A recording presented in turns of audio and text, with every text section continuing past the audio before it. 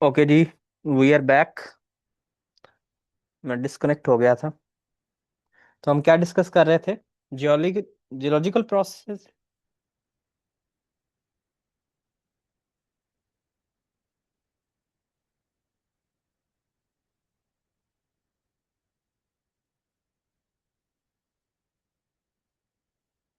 जाग रहे हैं?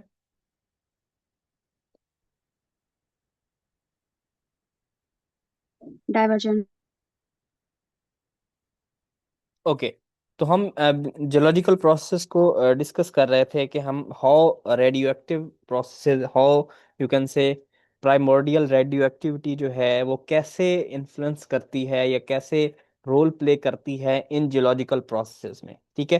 मैंने कहा जियोलॉजिकल प्रोसेस जो हैं वो टू टाइप्स के होते हैं।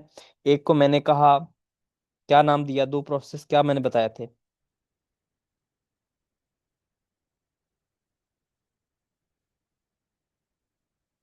दो टर्म्स मैंने बोली थी, एंडोजेनिक एंड एक्सोजेनिक। एक्सोजेनिक और एंडोजेनिक या यस। कन्वर्जेंट होता है? तो एक्सोजेनिक में मैंने कहा था हमारे पास कुछ प्रोसेस होते हैं, जैसे हमारे पास you can say plate tectonics. ठीक है। वोल्केनिज्म, वोल्केनिक इरप्शन जो होती है। ठीक है। अर्थक्वेक। ठीक है। ये टाइप है हमारे पास एक्सोजेनिक। ठीक है। जियोलॉजिकल प्रोसेस कुछ हमारे पास एंडोजेनिक होते हैं, जैसे वेदरिंग, इरोजन, सेडिमेंटेशन। ठीक है। इनको मैं थोड़ा बारी बारी आपको बताता हूँ ये क्या चीजें होती हैं। हम अब पहले डिस्कस कर रहे थे एक्सो सॉरी एंडोजेनिक में प्लेट टेक्टोनिक्स। ठीक है। अब मैंने कहा था कि हमारे पास जो लिथोस्फेयर होती है इसमें हमारे पास बेसिकली क्या होती हैं, कुछ प्लेट्स होती हैं that are moving on a semi fluid material, जिसको हमने नाम दिया था मेंटल का। जिसको हमने क्या नाम दिया था? मेंटल का। ये हमारे पास बेसिकली सेमी फ्लूइड है। इसके ऊपर हमारे पास क्या होता है, आउटर लेयर जो लिथोस्फेयर की है, इसमें कुछ प्लेट्स होती हैं जो क्या कर रही होती हैं, मूव कर रही होती हैं। अब मैंने कहा इनकी मूवमेंट जो है वो क्या होती है, तीन तरह की। कितनी तरह की? तीन तरह की। एक को मैंने कहा कन्वर्जेंट। कन्वर्जेंट मतलब जब एक प्लेट इधर मूव कर रही है, दूसरी भी उसके अपोजिट डायरेक्शन में मूव कर रही है और आपस में आके क्या हो जाती हैं, एक पॉइंट पे कन्वर्ज हो जाती हैं। तो इसको मैंने क्या नाम बोला था? मैंने कहा दैट इज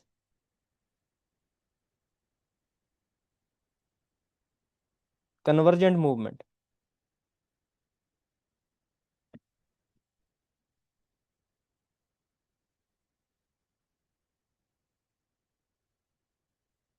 दूसरी हमारे पास होती है डाइवर्जेंट। डाइवर्जेंट क्या होती है? हमारे पास डाइवर्ज वैसे होता है फैलना, उसको कहते हैं। ठीक है। मतलब they are moving in opposite direction. एक हमारे पास प्लेट जो है वो इधर की तरफ जा रही है, दूसरी अपोजिट की तरफ जा रही है। ठीक है। तो इस हमारे पास प्रोसेस को हम क्या बोलते हैं, जब दे आर मूविंग अपार्ट, तो इसको हम बोलते हैं that movement is known as divergent. ठीक है। ये हमारे पास मूवमेंट होती है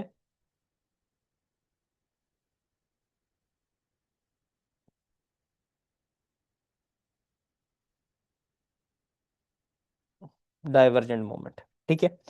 तीसरी मूवमेंट हमारे पास जो होती है इसको हम बोलते हैं ट्रांसफॉर्म। क्या होता है? Transform. It's bit like convergent, but होता क्या है, जो प्लेट्स होती हैं वो आ तो एक दूसरे की सिमत में रही होती हैं, लेकिन वो टकराती नहीं, जस्ट एक दूसरे के ऊपर से पास कर जाती हैं। क्या कर जाती हैं? ये इधर से हो गई, ये इसके ऊपर से पास हो गई। ठीक है। अब जब ये पास हुई, तो इस पास होने के दौरान इनके अंदर आपस में कुछ रगड़, कुछ फ्रिक्शन पैदा हुई होगी। ठीक है। जब ये फ्रिक्शन पैदा होती है, जब ट्रांसफॉर्म मूवमेंट होती है टू प्लेट्स की, उस दौरान हमारे पास जब ये फ्रिक्शन पैदा होती है, उसके नतीजे में अर्थक्वेक आते हैं। तो जितना भी ये जलजला है, ये ट्रांसफॉर्म मूवमेंट जब होती है प्लेट्स की, उसके दौरान जब हमारे पास प्लेट्स के दरमियान फ्रिक्शन पैदा होती है, तो उसके नतीजे में हमारे पास ये जो हमारे पास जितने भी अर्थक्वेक आते हैं, वो इस प्लेट्स की मूवमेंट की वजह से आते हैं, ट्रांसफॉर्म मूवमेंट की वजह से। जब प्लेट्स के अंदर ट्रांसफॉर्म मूवमेंट होती है, फ्रिक्शन आती है, तो उस वजह से हमारे पास अर्थक्वेक आते हैं। सेकेंडली, हमारे पास क्या है? कन्वर्जेंट। तो जब कन्वर्जेंट मूवमेंट होती है, तो उस वजह से हमारे पास क्या होते हैं, क्या बनते हैं? पहाड़, mountains, due to convergent of two plates. जब दो प्लेट्स आपस में कन्वर्जेंट मूवमेंट के थ्रू आपस में टकराती हैं, तो उसके नतीजे में क्या होता है? पहाड़ बनते हैं। दो प्लेटें टकराई, इनके टकराने से क्या हुआ? एक पहाड़ बन गया, माउंटेन बन गया। और जब हमारे पास दो प्लेटें आपस में ट्रांसफॉर्म हुई, ठीक है, तो उस नतीजे में क्या होते हैं? अर्थक्वेक आते हैं। और जब ये हमारे पास डाइवर्ज होती हैं, ठीक है, जब सेपरेट होती हैं, तो उसके नतीजे में हमारे पास ओशन बेसन्स बनते हैं। ठीक है, तो ये चंद एक सर चीजें थी। ट्रांसफॉर्म में क्या बनता है? ट्रांसफॉर्म जब होती है, आपस में फिर फ्रिक्शन हो, तो अर्थक्वेक आते हैं।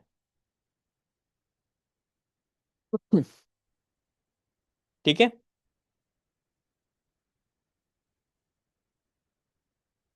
ये हमारे पास है एंडोजेनिक।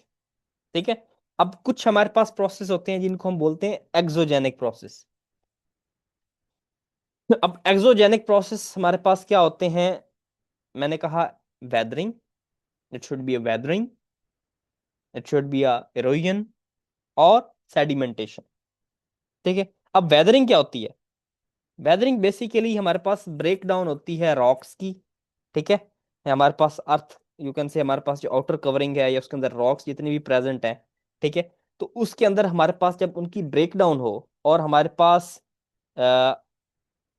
उसी प्लेस पे हो, कोई मतलब उसके अंदर प्लेस के अंदर चेंजिंग ना आए, वहीं खड़े खड़े ही रॉक जब ब्रेक डाउन हो जाती हैं, इस प्रोसेस को हम बोलते हैं वेदरिंग। अब वेदरिंग हमारे पास तीन टाइप के हमारे पास इफेक्ट्स हैं जिनकी वजह से हो सकती है। फिजिकली भी हो सकती है, जैसे हमारे पास you can say temperature, intense temperature हो, ठीक है, या हमारे पास टेम्परेचर लो हो जाए या हाई हो जाए, बहुत हाई टेम्परेचर हो, बहुत लो टेम्परेचर हो, उस वजह से भी बाज़ औक़ात रॉक्स जो होती हैं वो उनके अंदर अब क्रैक्स आने शुरू हो जाते हैं। कभी आपने ये नोटिस किया है? जमीन के अंदर क्रैक्स आते हैं, रॉक्स के अंदर क्रैक्स आते हैं, कभी ये आपने नोटिस किया है? वो अब स्टिल हैं, ठीक है, उसी जगह इंटेक्ट हैं जमीन के साथ, लेकिन उनके अंदर वो क्रैक्स आ जाते हैं, वो यस ब्रेक सर। डाउन होना शुरू हो जाते हैं। तो अगर वो सेम प्लेस पे रहते हुए अगर उनके अंदर वो क्रैक्स आए, उनको हम बोलते हैं दैट इज वेदरिंग। क्या बोलते हैं? वेदरिंग। अब हमारे पास सेकंड फिनोमेना होता है जिसको हम बोलते हैं इरोजन। अब इरोजन क्या है? It's basically the removal and transport of weathered material. जब हमारे पास वो ब्रेक डाउन हो गई रॉक्स, अब उनकी जब मूवमेंट होती है, तो वो हमारे पास क्या हो सकती है, उसको हम बोलते हैं इरोजन। ठीक है, जब हमारे पास क्या होते हैं, रॉक्स भुरभुरी हुई खड़ी हुई, ब्रेक डाउन हुई खड़ी हो, तो जब हमारे पास यू कैन से, जब कोई ग्लेशियर से हमारे पास पानी गुजरता है, ठीक है, या हमारे पास कभी कोई हवा चल गई, तो क्या होता है, वो भुरभुरी जो जमीन या रॉक होती है, वो साथ उसके आ जाती है। होता है ना इस तरह? रॉक्स ब्रेक डाउन हुई खड़ी हो, भुरभुरी हुई खड़ी हो, साथ कोई पानी आया, वाटर फ्लो हुआ, या हमारे पास क्या हुआ, यू कैन से कोई हवा चली तेज, तो उस वजह से क्या हुआ, साथ में हमारे पास वो उन जो हमारे पास वेदर्ड मटेरियल जो था उसको भी अपने साथ ले गया, तो इसको हमारे पास बोलते हैं एरोजन। ठीक है, अब तीसरी हमारे पास चीज है सेडिमेंटेशन। ये तो आपको पता ही होगा, पता है सेडिमेंटेशन का?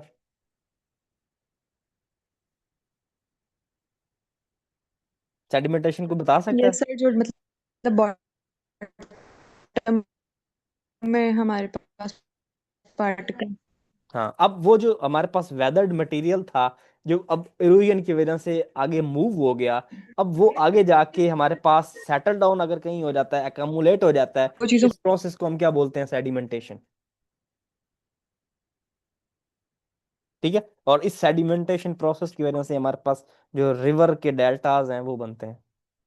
ठीक है। तो ये सारी क्या हमारे सारी को जियोग्राफी में चली जाती हैं बातें। लेकिन ये बेसिकली हमारे पास फिनोमिनाज हैं, इनको हम physical phenomenas, sorry, geological phenomenas बोलते हैं। अब ये बेसिकली हमारे पास रेडियो एक्टिविटी इसमें क्या रोल प्ले कर रही है, ये तो हमने सारा कुछ देख लिया कि अच्छा ये सारे फिनोमिनाज तो हो गए, लेकिन इसमें रेडियो एक्टिविटी अपना काम कैसे कर रही है। तो मैंने आपको कहा था कि जैसे हमारे पास रेडियो एक्टिव फिनोमिना होता है तो उसके नतीजे में कुछ एनर्जी, कुछ हीट रिलीज होती है।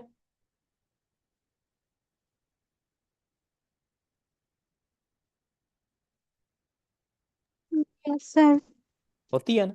तो अब वो बेसिकली जैसे ही ये हमारे पास पेरिमोर्डियल रेडियो एक्टिविटी प्रोसेस जो हमारे पास जो सदियों से चल रहे हैं, जो जब से ये जमीन बनी है, जब से ये एलिमेंट्स बने हैं, तब से वो जो हमारे पास प्रोसेस चल रहा है, तो वो हमारे पास डिफरेंट, हमारे पास हीट अकमुलेट करता रहता है, करता रहता है, करता रहता है। जिसके नतीजे में हमारे पास क्या होता है, या मैग्मा, हमारे पास जो रॉक्स होती हैं वो पिघलती हैं, किस में कन्वर्ट होती है, मैग्मा में। जो मैग्मा आगे फिर एक्सप्लोड होता है, क्या बनाता है, वॉल्केनिक इरप्शन हो जाती है। ठीक है। तो ये हीट बेसिकली आ कहाँ से रही है, जमीन के अंदर इतनी इंटेंस हीट है कहाँ से। तो ये बेसिकली हमारे पास जो जितने भी हमारे पास ये पेरिमोर्डियल रेडियो एक्टिव प्रोसेसेस हो रहे हैं, उनकी वजह से जो हीट जनरेट हो रही है, उस वजह से हमारे पास ये अर्थ का, हम कहते हैं, इतना ज्यादा टेम्परेचर है। ठीक है। अब ये हम हीट्स जो होती जी हैं सर। बेसिकली, अब ये तो हमारे पास बात होगी वॉल्केनिक इरप्शन की। अब क्या होता है, बाज़ औक़ात जो ये हीट होती हैं ये हमारे पास मेंटल को मोबिलिटी फराम करती हैं। जो मेंटल होती है ना, ठीक है, उसके अंदर हमारे पास एक मोबिलिटी, कन्वेक्शन फराम करती है, जिस वजह से प्लेट्स मूव होती हैं। वो जो प्लेट की मूवमेंट है वो भी इस हीट की वजह से है। वॉल्केनिक इरप्शन भी किस वजह से है, हीट की वजह से। वेदरिंग भी जो है वो भी किस वजह से, हाई टेम्परेचर। जब बाजू का नीचे से इंटेंस टेम्परेचर आता है और ऊपर से काफी कोल्ड टेम्परेचर होता है, ठीक है, तो उस वजह से भी क्या होती है, बाजू का रॉक्स जो होती हैं वो भुरभुरी हो जाती हैं, ब्रेक डाउन हो जाती हैं।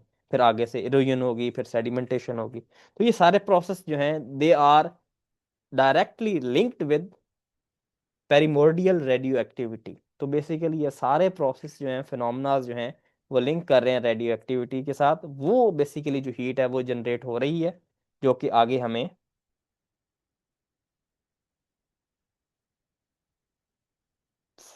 मिल रही है। ठीक है।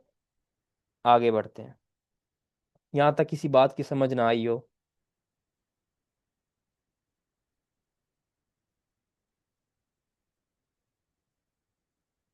यहाँ तक क्लियर है? Yes sir.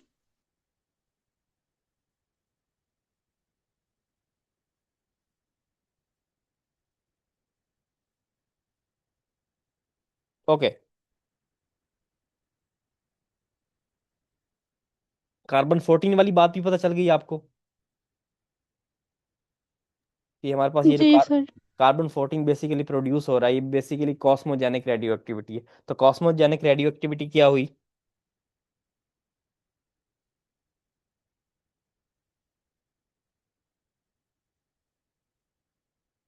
तो बता सकता है कॉस्मोजेनिक रेडियो एक्टिविटी को दोबारा से एक्सप्लेन कर सकता है? कि हमारे पास बेसिकली क्या होता है, जब एटम हमारे पास रिएक्ट करता है या इन कांटेक्ट आता है कॉस्मिक रेज के, तो उसके नतीजे में क्या होता है कि वो कन्वर्ट हो जाता है इनटू एन आइसोटोप, और ये अनस्टेबल आइसोटोप, जैसे कार्बन 14।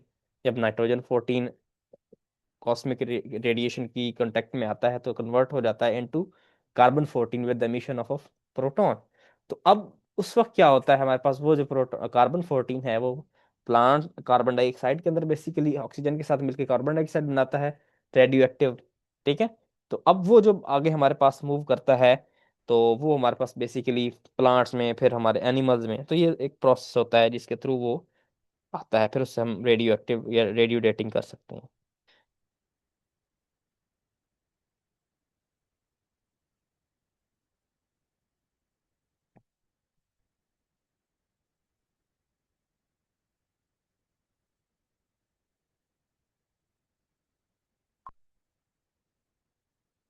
1 मिनट।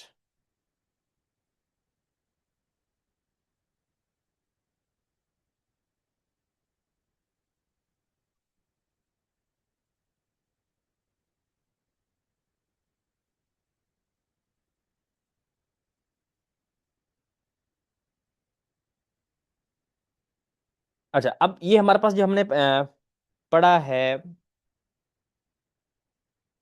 पेरिमोर्डियल, इससे हमारे पास एक और कॉन्सेप्ट हमारे पास निकलता है जिसको हम बोलते